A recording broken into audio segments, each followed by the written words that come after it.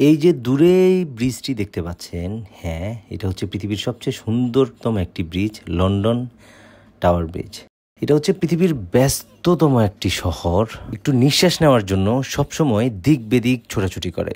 বিশেষ করে যখন সামার শুরু হয়, মানুষ একটু পানিতে গা ভেজানোর জন্য সাগর পাড় খুঁজে বেড়ায়। আর লন্ডনের একেবারে কাছে সাগর পাড় হচ্ছে ব্রাইটন। আজকে যাচ্ছি সেখানে। হ্যাঁ, দেখতে পাচ্ছেন লন্ডন ব্ল্যাকফ্রিয়ার্স স্টেশনে রয়েছে আমরা। এখান থেকে আমাদের আজকের যাত্রা শুরু। আমরা যাচ্ছি লন্ডন ব্রাইটন সি বিচে। এটা অনেকটা আমাদের বাংলাদেশের কক্সবাজারের মতো, যেখানে আল্লাহর 12 মাসে প্রচুর পরিমাণে মানুষ থাকে। হ্যাঁ, এটা হচ্ছে থেমস লিংক এই ট্রেনের নাম। এই ট্রেনে করেই আমরা ব্রাইটনের উদ্দেশ্যে রওনা দিয়েছি এবং আমরা অবশেষে ব্রাইটন চলে এসেছি। হ্যাঁ, এটা হচ্ছে ব্রাইটন সিটি। হ্যাঁ, এটা হচ্ছে ব্রাইটন স্টেশন। তারপরেই আমরা অলরেডি হেঁটে হেঁটে বিচের দিকে যাচ্ছি। স্টেশনে নেমে আপনি জাস্ট 5-7 মিনিট হাঁটলেই বিচ চলে আসবে। তবে আমরা একটু ঘুরতে ঘুরতে এদিক সেদিক যাচ্ছি, কারণ এখানে ব্রাইটনের যে শহরটা রয়েছে এটা কিছুটা ভিন্ন লন্ডনের থেকে, যা আমরা দেখে দেখে একটু উপভোগ করতে করতে যাচ্ছি। কারণ দেখতেই পাচ্ছেন প্রচণ্ড রোদের আলো, প্রচুর পরিমাণে মানুষ এদিক সেদিক হাঁটাহাঁটি করছে। আসলে ব্রাইটনটা সবসময় একটু কোলাহলযুক্ত থাকে, যেখানে প্রচুর পরিমাণে মানুষ। হ্যাঁ, এই যে অনেক কালারফুল যে বাড়িগুলো দেখতে পাচ্ছেন, এগুলো সবে ব্রাইটনে অবস্থিত।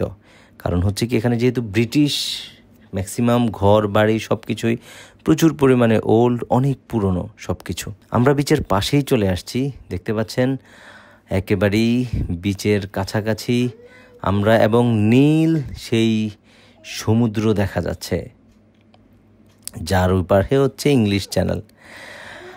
ভালো কথা, আমি আছি, আমার সাথে আমার দুটো বন্ধু রয়েছে আজকে। একটা হচ্ছে টম, সে হচ্ছে পোল্যান্ডের, আরেকটা হচ্ছে আমাদের বাংলাদেশের। তো ওরা দুজনেই হচ্ছে ফেসবুকে জব করে। আমরা তিনজনেই আজকে আসলে ব্রাইটনে ঘুরতে এসেছি এবং মোটামুটি বিচের পাড়ে মানুষ দেখে আমাদের অনেকটা মন ভালো হয়ে গেছে। এত পরিমাণ মানুষ সেখানে, কারণ পুরোটা সামারেই ব্রাইটন বিচটা অনেক পরিমাণে মানুষ থাকে এখানে। এভাবেই পাথরের উপর হাঁটতে হাঁটতে আমরা অনেকটা বিচের কাছাকাছি চলে যাই, কারণ আমার উদ্দেশ্যই হচ্ছে পানির মধ্যে ঝাঁপ দিয়ে পড়া।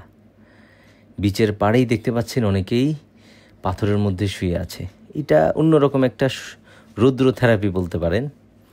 তো আমি মোটামুটি প্রস্তুত হয়ে বিচে নেমে গেলাম। তারপরে আমি বিচে থাকা অবস্থায় তেমন কোনো ভিডিও করিনি। তারপরে বিচ থেকে উঠেই আমরা উপরের দিকে হাঁটা শুরু করি। এখন যে ওয়েদারটা দেখতে পাচ্ছেন, সময় অলমোস্ট 5টা থেকে 6টা বাজে, কিন্তু যেহেতু সামারের সময় লন্ডনে অনেক দেরিতে সন্ধ্যা নামে, বলতে পারেন প্রায় রাত 10টার পরে। তো আমাদের হাতে যথেষ্ট সময় রয়েছে, কিন্তু আমি বিচে গোসল করতে করতে অনেকটাই ক্ষুধার্ত হয়ে গেছি। তো আমরা 3জন মিলে বিচের আশেপাশে আমরা কোথায় খাওয়া যায় এভাবে খুঁজতে খুঁজতে আমরা হাঁটতেছিলাম।